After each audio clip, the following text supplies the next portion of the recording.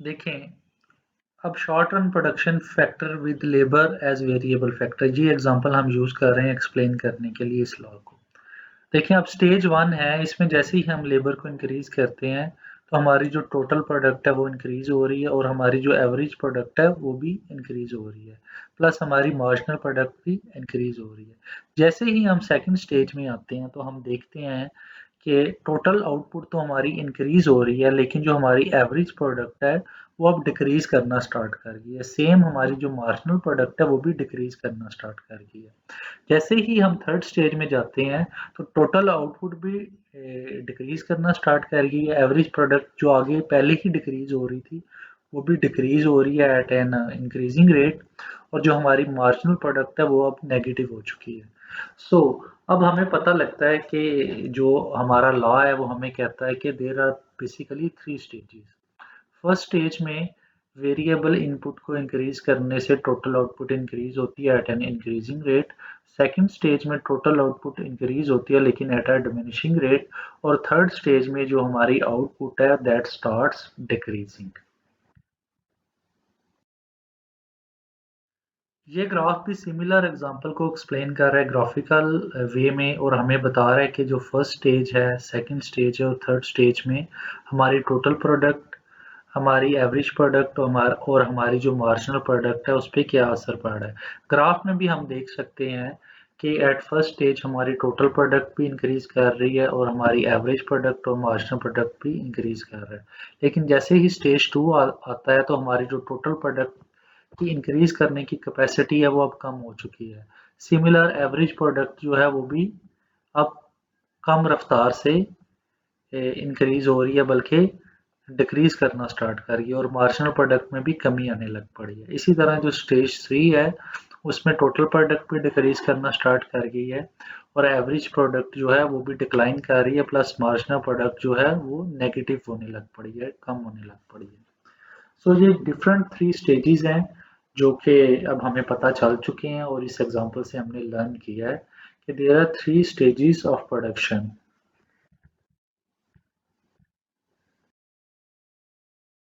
Stages in law of variable proportion, इसमें first stage, second stage और third stage है, उनकी समरी बताई है कि फर्स्ट स्टेज में टोटल प्रोडक्ट जो है वो इंक्रीज हो रही है till the end of the stage. जो एवरेज प्रोडक्शन है वो भी इंक्रीज कर रही है और रीच करती है हाईएस्ट पॉइंट पे at the end of the stage. जो मार्जिनल प्रोडक्ट है that also increases and it become equal to average product at the end of the first stage. ठीक है। अब जैसे ही सेकंड स्टेज शुरू होता है, तो इसको हम कहते हैं डिमिनिशिंग रिटर्न भी। फर्स्ट स्टेज को हम क्या कहते हैं, इंक्रीजिंग रिटर्न। उसमें हमारी एवरेज प्रोडक्ट होगी, टोटल प्रोडक्ट होगी और मार्जिनल प्रोडक्ट होगी, तमाम इंक्रीज कर रहे हैं। सेकंड स्टेज में क्या है कि इसको हम डिमिनिशिंग रिटर्न कहेंगे। Total product increase but at a diminishing rate, उसका वो जो इंक्रीज करने का रेट है वो कम हो चुका है। And it reach at highest eight the end of the stage.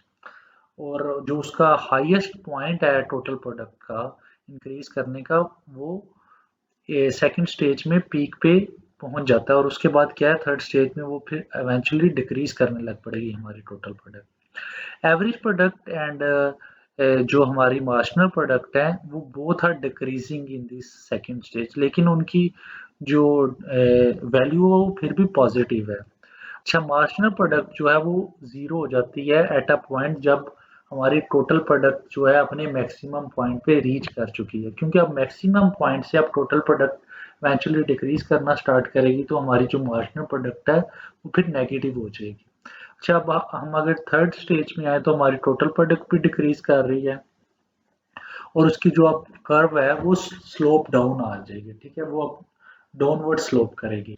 As TP is decrease, marginal product जो है वो अब क्या हो चुकी है, नेगेटिव हो चुकी है। जैसे ही हमारी टोटल प्रोडक्ट जो है वो मैक्सिमम पॉइंट से अब डाउनवर्ड स्लोप कर रही है, तो अब हमारी जो मार्जिनल प्रोडक्ट है थर्ड स्टेज में वो अब क्या नेगेटिव में आ चुकी है। और जो एवरेज प्रोडक्ट है दैट इज आल्सो डिक्रीजिंग, वो भी क्या हो रही है, डिक्रीज हो रही है थर्ड स्टेज में, बल्कि वो भी अब कम होने लग पड़ेगी।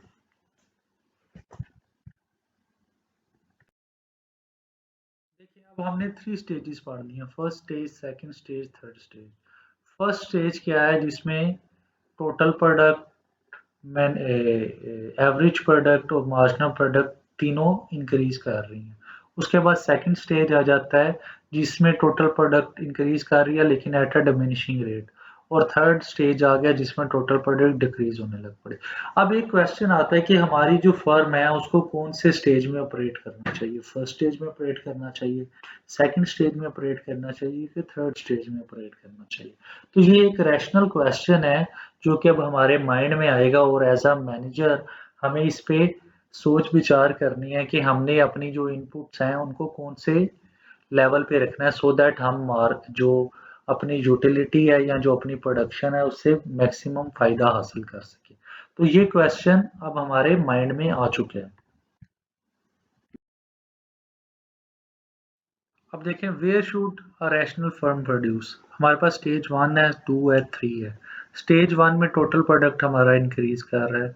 जो हमारी मार्जिनल प्रोडक्ट है that is above average product.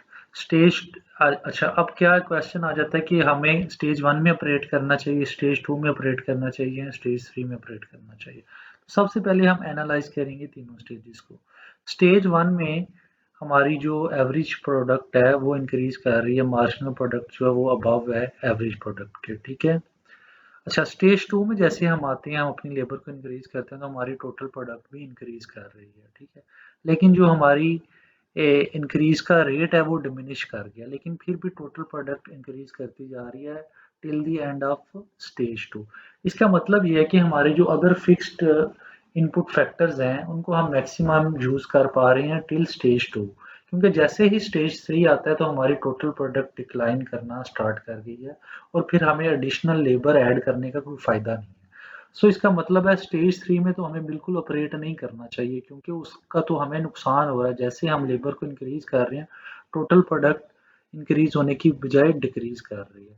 So main जो हमारे पास रैशनल क्वेश्चन आ जाता है वो आ जाता है कि हमें स्टेज 1 को चूज करना है या स्टेज 2 को चूज करना है। स्टेज 1 में हमारी जो मार्जिनल प्रोडक्ट है वो तो मैक्सिमम है और टोटल प्रोडक्ट भी हमें एक इंक्रीजिंग रेट पे मिल रही है, लेकिन हम उससे मैक्सिमम फ़ायदा नहीं उठा पा रहे क्योंकि हमारे जो अदर फैक्टर्स ऑफ प्रोडक्शन है वो उनमें अभी इतनी कैपेसिटी है कि जैसे हम लेबर को इंक्रीज करेंगे तो हमारी टोटल प्रोडक्ट इंक्रीज हो जाएगी।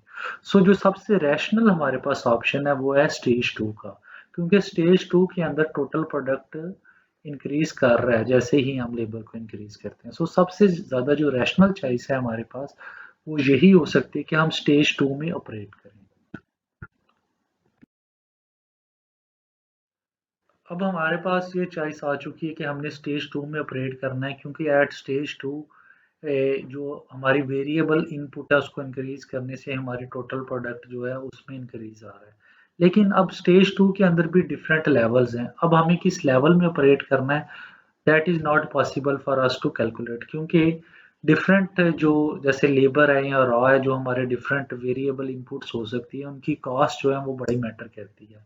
वो अब एज अ मैनेजर हमें खुद से कैलकुलेट करना पड़ेगा और उसके लिए ज़्यादा वर्किंग करनी पड़ेगी, हमें ऑब्जेक्टिविटी भी देखनी पड़ेगी और सब्जेक्टिविटी भी देखनी पड़ेगी अपनी प्रोडक्ट की। और फिर हमें एनालाइज करना पड़ेगा कि हमें स्टेज 2 में किस जगह पे ऑपरेट करना है और वो कौन सा लेवल होगा जिसमें हम ऑपरेट करेंगे तो हमारी जो आउटपुट है वो मैक्सिमम होगी और हम उससे मैक्सिमम बेनिफिट हासिल कर सकेंगे। लेकिन दिस इज़ फॉर श्योर कि हमें स्टेज 2 में ही ऑपरेट करना है, बिकॉज एट दिस स्टेज जो टोटल प्रोडक्ट है वो इंक्रीज कर रहा है जैसे ही हम वेरिएबल फैक्टर को इंक्रीज करते हैं। पहले हमने पढ़ा लॉ ऑफ वेरिएबल प्रोपोर्शन, अब ये सेकंड लॉ है law of return to scales. अच्छा, वो जो फर्स्ट वाला लॉ था वो शॉर्ट रन प्रोडक्शन फंक्शन था और ये है long run production function. Long run production function का मतलब ये है कि इसमें जितनी भी हमारी वेरिएबल, जितनी भी हमारी इनपुट्स हैं दैट आर ऑल वेरिएबल, क्योंकि लॉन्ग रन में हमारे पास इतना टाइम होता है कि हम जितनी भी हमारी इनपुट्स हैं उनको हम चेंज कर सकते हैं। हम अपनी बिल्डिंग को की कैपेसिटी को इंक्रीज कर सकते हैं, हम अपना जो प्लांट है या मशीनरी है वो ऐड ऑन कर सकते हैं, उसकी कैपेसिटी को इंक्रीज कर सकते हैं, ठीक है। अपनी लेबर, जो लेबर तो पहले ही शॉर्ट रन प्रोडक्शन है तो उसको भी हम चेंज कर सकते हैं, कैपिटल को चेंज कर सकते हैं, रॉ मटेरियल को चेंज कर सकते हैं। मीन्स के लॉन्ग रन प्रोडक्शन फंक्शन का ये मतलब है कि जितने भी हमारे फैक्टर्स हैं, प्रोडक्शन के इनपुट्स हैं, उन सबको हम चेंज कर सकते हैं ओवर द टाइम।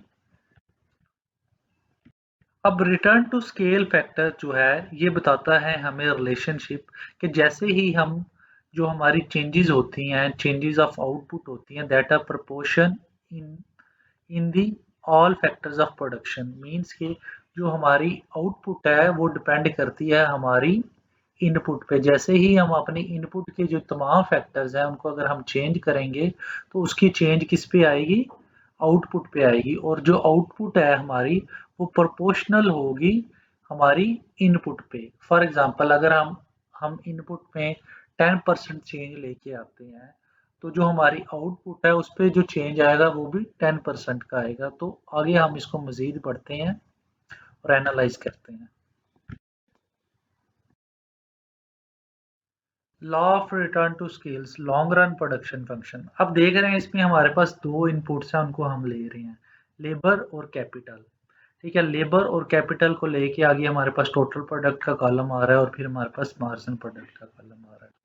जो इंक्रीजिंग रिटर्न टू स्केल है, जैसे जो स्टेज वन जिसको हम कह सकते हैं, इसमें जैसे ही हम लेबर को इंक्रीज करते हैं और कैपिटल को इंक्रीज करते हैं तो हमारी टोटल प्रोडक्ट भी इंक्रीज हो रही है और मार्जिनल प्रोडक्ट भी इंक्रीज हो रही है।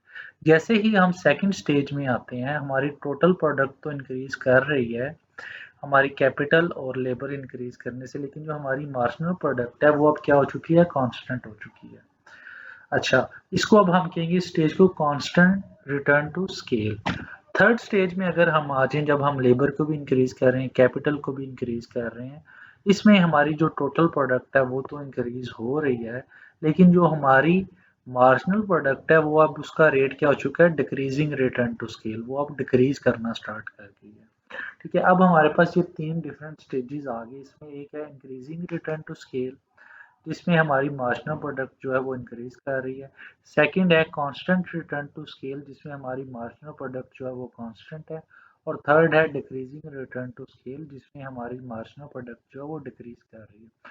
टोटल प्रोडक्ट को अगर हम एनालाइज करें तो वो तीनों स्टेजेस में ही इंक्रीज करती जा रही है। ठीक है, तो ये है हमारा law of return to scales. और ये याद रखना, ये लॉन्ग रन प्रोडक्शन फंक्शन है।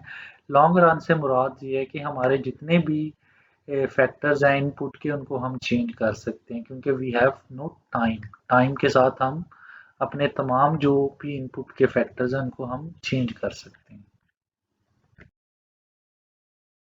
देखिए, अब ये सिंपल एक ग्राफ के थ्रू इन्होंने एक्सप्लेन की है थ्री स्टेजेस को। जो फर्स्ट स्टेज है उसमें फॉर एग्जांपल जो दोनों फैक्टर्स थे लेबर के और कैपिटल के, उनको अगर हमने 10% इंक्रीज किया तो जो आउटपुट है उसमें 15% इंक्रीज आया। तो इस स्टेज को हम क्या कहेंगे, increasing return to scale. Second जो स्टेज है उसमें जैसे हमने इनपुट को 10% इंक्रीज किया तो उसका इफेक्ट क्या है, आउटपुट पे भी 10% पड़ा, इसीलिए हम इसको कह रहे हैं constant return to scale. Third stage में जैसे हमने इनपुट को 10% इंक्रीज किया तो आउटपुट में इंक्रीज तो आया लेकिन कम रेट पे आया, दैट इज 5%। तो इसके लिए इस स्टेज को हम कह रहे हैं decreasing return to scale. Graph में हम देखें तो फर्स्ट हमारी स्लोप ऊपर जा रही है, सेकंड स्टेज में दैट इज कांस्टेंट और थर्ड स्टेज में हमारी डिक्रीजिंग स्लोप है। ठीक है, तो ये थ्री स्टेजेस हैं law of return to scale की। होमोजेनियस प्रोडक्शन फैक्टर, ठीक है, function. In the long run all inputs are variable. जैसे हमने कहा है कि लॉन्ग रन में तो सारी जो इनपुट्स हैं वो वेरिएबल होती हैं, उनको हम चेंज कर सकते हैं। The production function is homogeneous if all input factors are increased in the same proportion in order to change the output। अच्छा, इसका मतलब ये है कि फॉर एग्जांपल जैसा कि हमने देखा है कांस्टेंट रिटर्न टू स्केल, जो सेकंड हमारा स्टेज है उसमें अगर हम लेबर को फॉर एग्जांपल 10% इंक्रीज करते हैं और कैपिटल को भी 10% इंक्रीज करते हैं तो जो हमारी आउटपुट है उसमें इंक्रीज कितना आ रहा है, 10% आ रहा है सेकंड स्टेज में, जो कि कांस्टेंट रिटर्न टू स्केल है। सो इसका मुराद ये है कि जैसे ही हम अपने जो फैक्टर्स हैं उनको प्रोपोर्शनली इंक्रीज करते हैं, मोर देन वन फैक्टर्स को, इनपुट के फैक्टर्स को, तो उसका जो आउटपुट पे क्या इफेक्ट है वो भी सेम आता है और आउटपुट भी उसी प्रोपोर्शन से इंक्रीज करती है जिस प्रोपोर्शन से हमारे इनपुट के फैक्टर इंक्रीज करते हैं। इसके लिए लाजमी है कि हमारे जितने भी वेरिएबल फैक्टर्स हैं उनको हम इंक्रीज करें। Linearly homogeneous production factor. ये हमें बता रहा है कि जो हमारे इनपुट है अगर हम उसको जो तमाम फैक्टर हैं उसको हम एक प्रोपोर्शन में इंक्रीज करेंगे तो जो हमारी आउटपुट है वो भी सिमिलर प्रोपोर्शन में इंक्रीज होगी। जैसे कि लेबर है वो अगर 10% हम इंक्रीज करते हैं और उसके साथ जो कैपिटल है उसको भी हम 10% इंक्रीज करते हैं तो जो टोटल चेंज आएगा आउटपुट में वो भी कितना होगा 10% का होगा, सेम प्रोपोर्शन का होगा। तो इसको हम कहेंगे लीनियरली होमोजीनियस प्रोडक्शन फंक्शन, कि जिस लेवल के साथ जिस परसेंटेज से हम अपनी इनपुट को इंक्रीज करते हैं उसी परसेंटेज से हमारी आउटपुट भी इंक्रीज होती है। इस स्लाइड में जो ग्राफ है ये भी हमें सेम चीज़ बता रहा है कि अगर हमारी percentage of change in labour जो है वो जितनी होगी उसी प्रोपोर्शन से हमारी आउटपुट इंक्रीज होगी। जैसा कि हमारी इसमें लेबर और कैपिटल है इनपुट, अगर हम उसमें 10% इंक्रीज लेके आ रहे हैं इन दोनों फैक्टर्स में तो जो हमारी आउटपुट है वो भी इंक्रीज करेगी बाय 10%।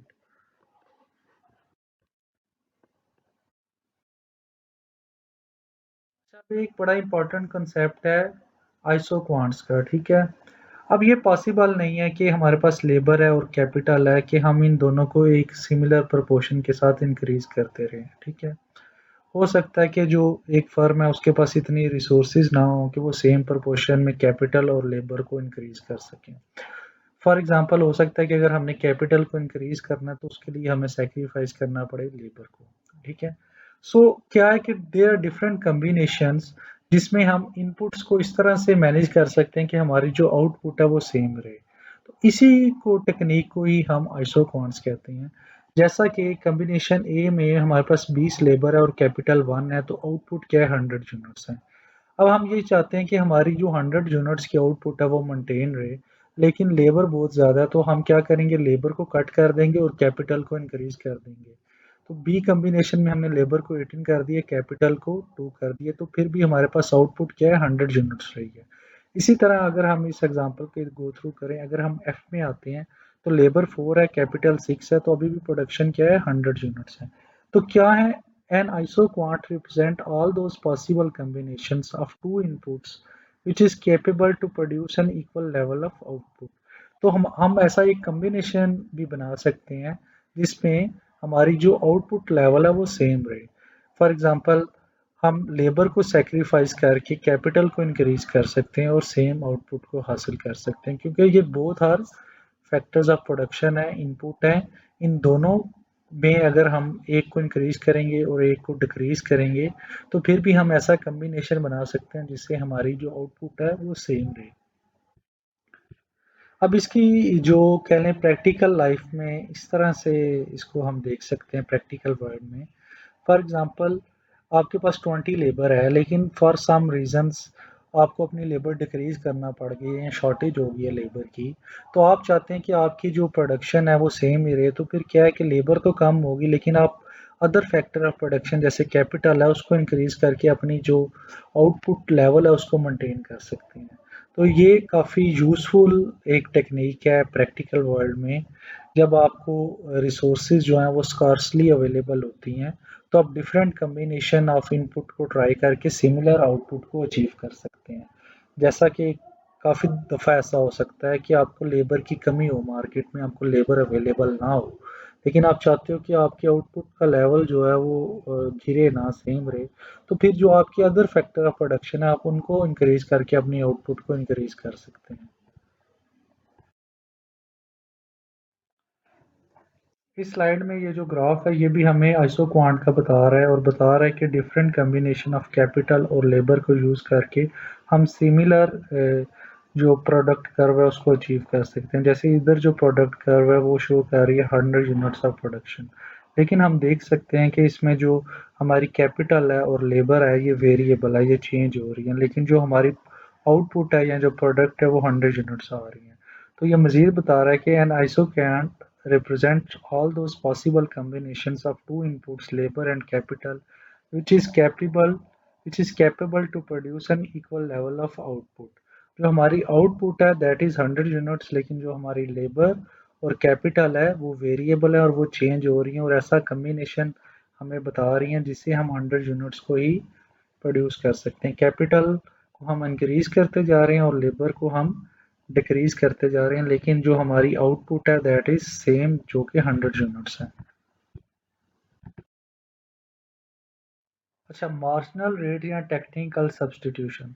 देखें, मार्जिनल रेट या टेक्निकल सब्सटीट्यूशन की वजह से ही हमें आइसोकांट का जो कंसेप्ट है वो मिलता है कि हम सिमिलर जो प्रोडक्ट कर्व है वो अचीव कर सकते हैं।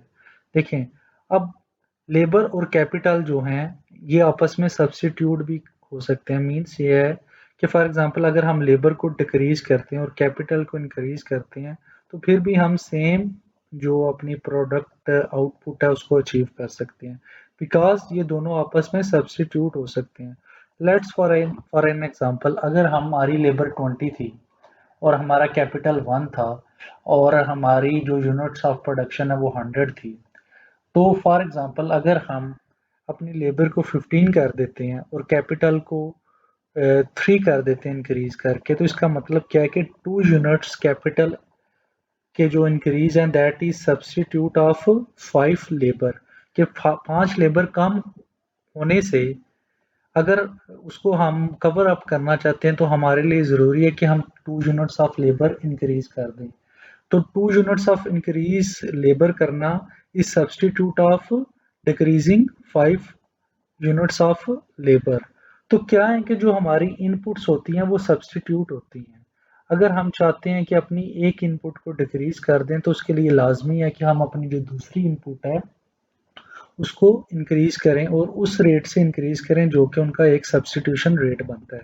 सब्सटीट्यूशन रेट जो कह लें कि marginal rate of technical substitution that is equal to changes in labour divided by changes in capital. Means कि जो हमारी दो इनपुट के फैक्टर हैं, एक में जो अगर चेंज आएगा उसको हमने डिवाइड करना है चेंज इन सेकंड के साथ, तो हमारा marginal rate of technical substitution आ जाएगा। ठीक है, जैसे हमारी एग्जांपल है उसमें हमारा कैपिटल इंक्रीज जब हो रहा है तो वो क्या है, उसका चेंज इन रेट आ जाएगा, और जो हमारी लेबर चेंज हो रही है जो कि डिक्रीज हो रही है उसका रेट हम लेके उनको आपस में अगर हम डिक्रीज कर देंगे तो हमारे पास marginal rate of technical substitution आ जाएगा।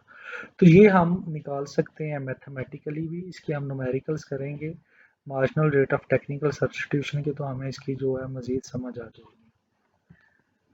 तो इसका मेन कंसेप्ट ये है कि दो जो फैक्टर इनपुट के होते हैं या मैक्सिमम जो ज़्यादा भी इनपुट इनपुट के जो फैक्टर होते हैं वो आपस में रिलेट करते हैं और एक दूसरे को हम सब्सटीट्यूट कर सकते हैं।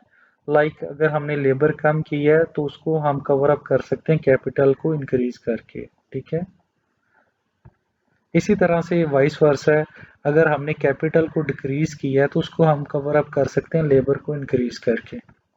तो यही सब्सटीट्यूशन होती है कि हम एक की जगह दूसरी को यूज कर सकते हैं। Thank you.